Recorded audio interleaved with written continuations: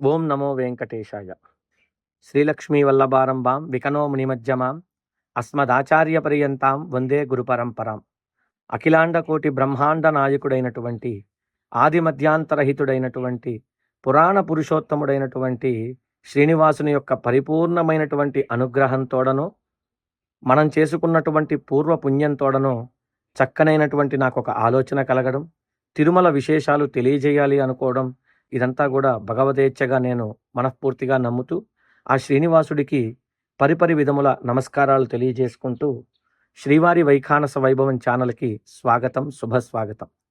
చక్కగా ముందు వీడియోలో మీకు చెప్పినట్టుగా తిరుమల విశేషాలను విన్నవిస్తానని మీకు సెలవిచ్చి ఉన్నాను.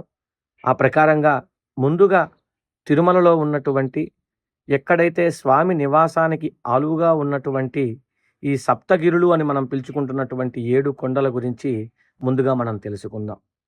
ఈ సప్తగిరులు అంటే స్వామికి ఎంతో ఇష్టమైనటువంటి ప్రదేశం. కలియుగ వైకుంఠం అంటూ ఉంటాం మనందరం కూడా. ఇంతటి శక్తివంతమైనటువంటి స్వామి ఎన్ని యుగాలుగా ఈ తిరుమల క్షేత్రంలో ఉన్నారో, ఎవరెవరు భక్తులు ఎన్ని పేర్లతో పిలిచారో, ఎవరెవరు ఎన్ని రకాలుగా దర్శనం చేసుకున్నారో, ఏ భక్తుడు ఎలా సంతోషించాడో, ఒక్కొక్క భక్తుడు ఒక్కొక్క రకంగా స్వామిని చూసి సంతోషపడుతుంటాడు. స్వామిని ఒక్కొక్క రకంగా ఆరాధిస్తుంటారు. వెంకటేశ అంటారు, వెంకటాచలపతి అంటారు, శ్రీనివాసుడు అంటారు, ఏడుకొండలవాడు అంటారు, గోవింద అంటారు. ఒక్కొక్క భక్తుడు వాళ్ళకి నచ్చినట్టుగా మనసారా ఆనందాన్ని పొందుతూ ఉంటారు, రమిస్తూ ఉంటారు స్వామివారి దర్శనంతో. అలా ఒక నానుడి కూడా ఉంది. ఆకాశంలో నక్షత్రాలనైనా లెక్కబెట్టచ్చు కానీ, భూమి మీద ఉన్నటువంటి మట్టి రేణువులనైనా లెక్కబెట్టచ్చు కానీ, సముద్రంలో ఉన్నటువంటి జన కళాలనైనా లెక్కబెట్టచ్చు కానీ, స్వామివారి యొక్క నామాలు ఎన్నున్నాయో తెలుసుకోవడం బ్రహ్మ వల్ల కూడా సాధ్యం కాదు అని ఒక నానుడి కూడా ఉంది. అలాంటి విశేషమైనటువంటి లక్షణాలు కలిగినటువంటి స్వామివారు ఉండేటువంటి కొండ శేషాచలం కొండ. శేషాచల పర్వతాలు అంటారు. ఈ శేషాచల పర్వతాల గురించి చాలా విశిష్టత కలిగి ఉంది. ఈ శేషాచల పర్వతాలు 30,000 అడుగుల పొడవుతో 33 అడుగుల విస్తీర్ణంతో ఈ శేషాచల పర్వతాలన్నీ కూడా బాగా విస్తరించి ఉన్నాయి. ఈ శేషాచల పర్వతంలో ఈ శేషుడు పడుకున్నట్టుగా సర్పాకృతిలో ఉంటాయి ఈ శేషాచల పర్వత శ్రేణి అంతా కూడా. అలా పడుకున్నప్పుడు శిరస్సు మీద ఉండేటువంటిదే తిరుమల క్షేత్రం, నడుము భాగంలో ఉండేటువంటిదే అహోబిల నారసింహ క్షేత్రం, తోక భాగంలో ఉండేటువంటిదే శ్రీశైలం మల్లికార్జున స్వామివారి క్షేత్రంగా మనకి పురాణాలలో కూడా తెలియవస్తూ ఉంది.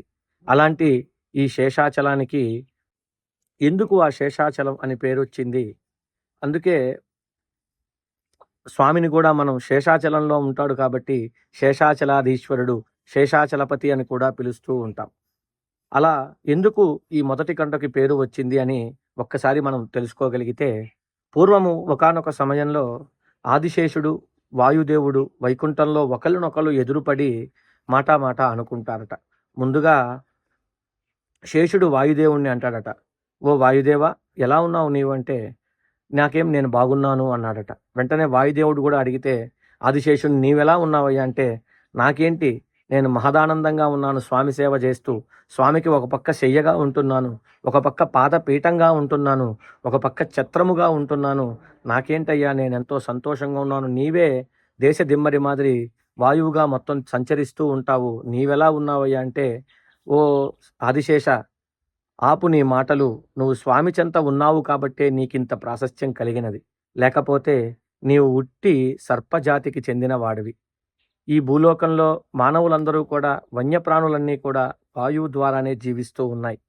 అంతెందుకు నీ సర్పజాతి వాయువునే భోజనంగా భక్షిస్తూ బతుకుతున్నాయి. అలాంటి నీవా నన్ను అండము అని వారిరువురు కూడా మాట అనుకుంటూ, అది చివరికి ఎంతవరకు వెళ్ళిపోయిందంటే శేషుడు ఒక మాట అన్నాడట, సరే నీవు శక్తివంతుడు అయితే నేను ఈ వైకుంఠంలో ఉన్నటువంటి క్రీడాద్రి పర్వతాన్ని చుట్టుకొని పడుకుంటాను. నీవు శక్తి కలిగిన వాడివైతే దాన్ని కొంచెం కదిలిచ్చు అని చెప్పి వాయుదేవుడితో అన్నాడట. వెంటనే ఆ వాయుదేవుడు కూడా సరే అన్నాడట. ఈ శేషుడు వెళ్ళి ఆ క్రీడాద్రి పర్వతాన్ని తన శరీరంతో చుట్టుకొని అలా గట్టిగా పడుకున్నాడట. వెంటనే వాయుదేవుడు ఒక్కసారి ఉఫ్ అని ఊదాడట.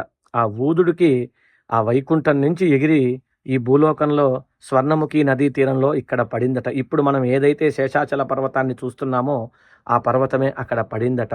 అలా పడినప్పుడు ఆ శేషుడికి గర్వభంగమై చింతించసాగాడు. స్వామివారికి నిత్యం సేవ చేస్తున్నవాడు కదండి. స్వామి ప్రత్యక్షమయ్యి, చింతించకు శేష, ఏది జరిగినా కూడా మన మంచికే.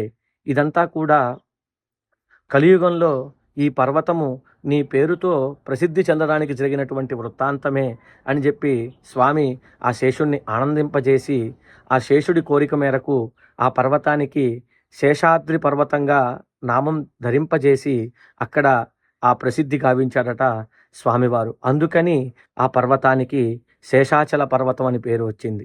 శేషుడు గర్వభంగం కలిగినటువంటి ప్రాంతం కాబట్టి అది శేషాచల పర్వతంగా నామాంతరం చెందుకొని ఇప్పుడు శేషాచలపతి వెంకటేశ్వరుడు ఉంటున్నాడు కాబట్టి ఆ వెంకటేశ్వరుని శేషాచలపతిగా మనం కీర్తిస్తూ ఉన్నాం. ఇంతేనా అంటే అన్నమాచార్యులు వారు అదివో అల్లదివో శ్రీ వైకుంఠము 10,000 శేషుల పడగలమయం, ఎందుకంటే అది శేషాద్రి పర్వతం కాబట్టి 10,000 శేషుల పడగలమయము అని చెప్పి కీర్తించడం కూడా జరిగింది. చాలా విశేషమైనటువంటి ఫలితాన్ని ఇచ్చేటువంటి ఈ శేషాద్రి పర్వతాన్ని మనం కూడా మనస్ఫూర్తిగా మొక్కుతూ, ఈ శేషాద్రి పర్వతం మీదకి ఎవరైతే అడుగు పెడతారో వాళ్ళకి శేష సంబంధమైనటువంటి నాగజాతికి సంబంధమైనటువంటి దోషాలన్నీ కూడా తొలగిపోతాయి అని మనకి పురాణాలలో చెప్పబడి ఉంది.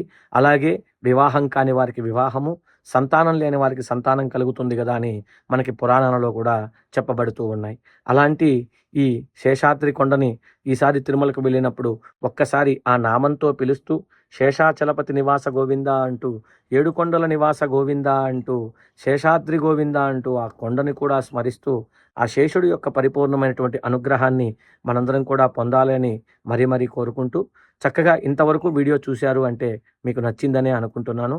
తప్పకుండా లైక్ చేయండి, షేర్ చేయండి, కామెంట్ చేయండి. నేను చెప్పే విధానంలో మార్పులు ఏదైనా ఉండాలి అనుకున్నా కూడా మీరు విలువైన మీ సందేశాన్ని కామెంట్ రూపంలో తెలియజేయండి. గోవిందనామాన్ని కామెంట్ రూపంలో తెలియజేయండి. ఓం నమో వెంకటేశాయ. సర్వే జనా సుఖినో భవంతు.